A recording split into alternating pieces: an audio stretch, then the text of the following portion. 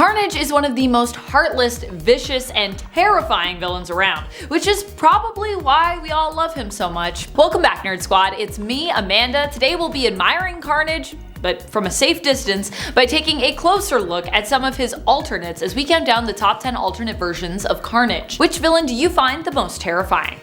Number 10. The Spider. The Spider is basically an alternate version of Carnage that combines his character with that of Spider-Man's Peter Parker. He made his first appearance in Exiles issue number 12 in 2002, and hails from the reality of Earth 15. Here, the Spider is not a hero but a villain who was incarcerated for his crimes. Like Cletus, the Spider was also a redhead and also a mass murderer. What is it with redheads being presented as murderers or folks who are prone to extreme darkness in stories? He possessed the same powers as our 616's Carnage, but also combined with Spider-Man's powers, making him potentially even more deadly. And friends, before I move on to our next spot on this list, if you love what we do here at Top 10 Nerd, be sure to let us know by clicking that like button. Seriously, it does help us out.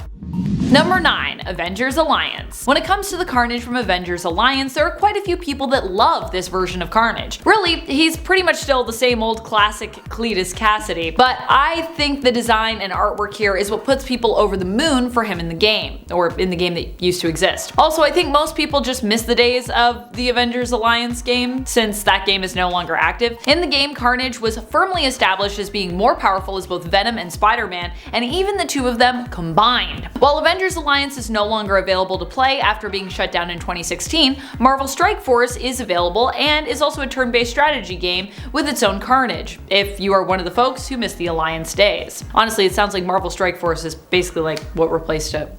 Number 8. Maximum Carnage. Carnage has become so iconic as a character that obviously he doesn't just exist in the comics and the animated series and even in live action. He also has shown up in various video games as well, including the Maximum Carnage video game from way back in the 90s. Yeah, he's been doing video games for a long time. Oh boy, what a time that game was. This side-scrolling adventure had you playing as the various heroes from the comics in an attempt to take down villains Carnage, Shriek, Demogoblin, Doppelganger, and Carrion. The game, like the comic book storyline of the same name, is iconic, beginning with Carnage's escape from prison and with him teaming up with Shriek. They then go on to run into Doppelganger, who they kind of adopt into their group, with Shriek kind of treating Doppelganger like he's their child. Carnage here decides to go on the offensive after his escape from prison, hoping to take his fight in this side-scrolling world straight to Spider-Man and Venom. And that's where you as the player come in, obviously.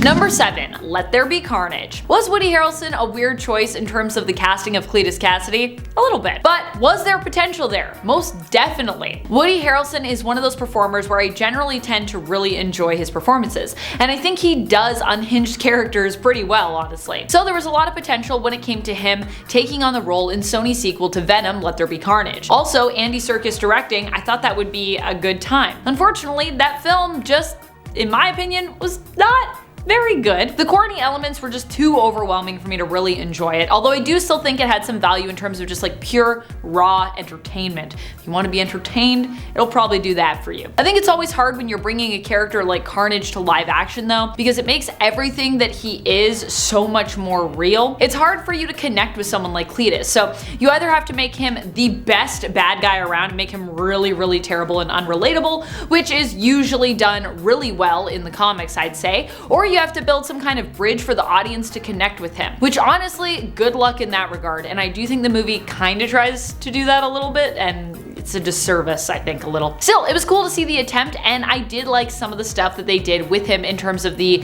approaches to the fights and, you know, his views of the world. Number 6. Spider-Carnage. For a brief time, Ben Reilly was actually Carnage, or a version of Carnage, rather. He became known as Spider-Carnage. This happened after the Carnage symbiote had escaped Ravencroft. Ben Reilly actually chose, as Spider-Man, to put himself in the path of Carnage, sacrificing himself to bond with it so that he could protect others from the sadistic symbiote. He was like, I will be the only one, that way no one else will be hurt by it. However, this wouldn't last too long, only a few issues. John Jameson, son of J. Jonah Jameson, would help to free Ben Reilly's Spider-Man by targeting him with microwave radiation. Actually, that would really hurt. I would not want to be microwaved. Still, the idea of Carnage wielding Ben Reilly is pretty cool to me. While Carnage is definitely one of the most evil Spider-Man villains around, he also happens to be one of the most powerful symbiotes as well, with his strength at times rivaling even that of Venom. In fact, I would say most days it's rivaling Venom. Maybe not now, but in the past for sure.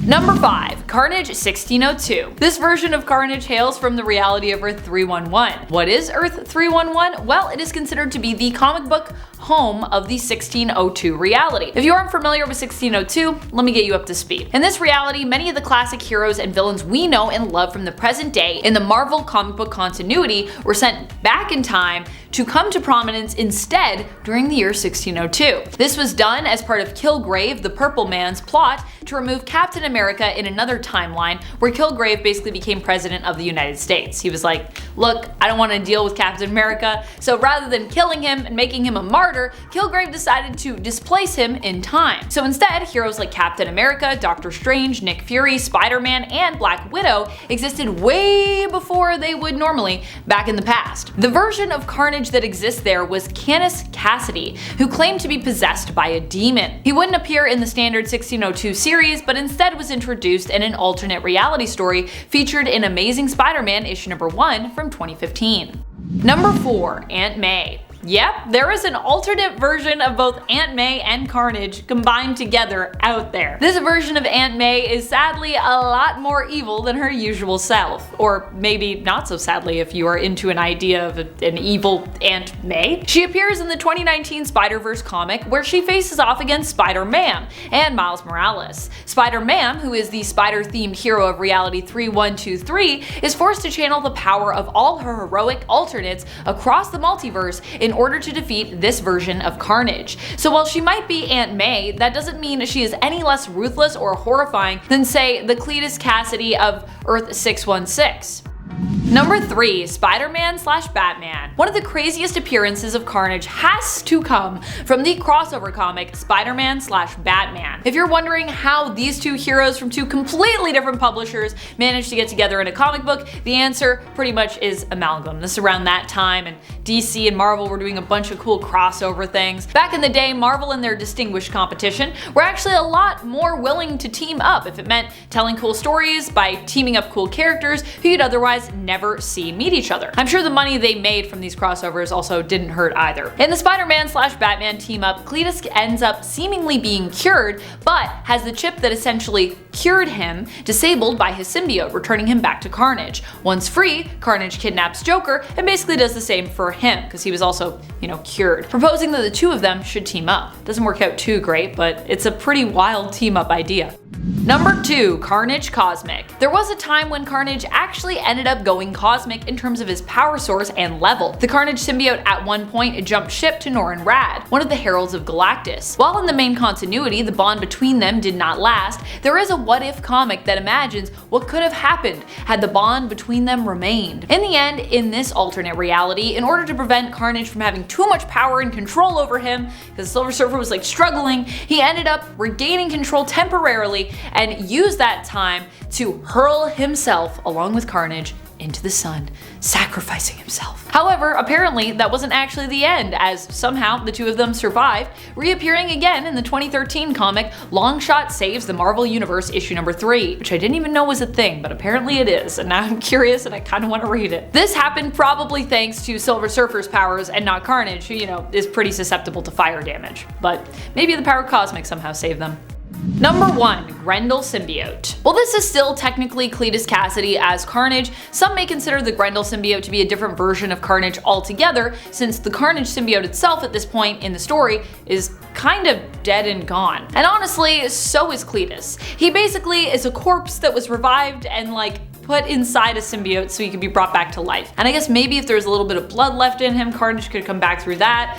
I don't know. He still has consciousness and everything, but I'm not sure if we'd quite call him alive here, and I'm not sure if we'd quite call this, original Carnage. Definitely it's a different version. This version of Carnage is probably one of the most horrifying when you consider its purpose. The Grendel symbiote takes the place of Carnage and is used by Cletus to hunt down all the codices on Earth, which exist inside former hosts of symbiote spines. Acquiring the codices bolsters his own power, with the main goal being to wake up Null, god of the symbiotes, one of the biggest bads around, which is supposed to happen once all the codices have been gathered and combined. That's about it. I'll see you next time, but until then, you stay nerdy, YouTube. Bye!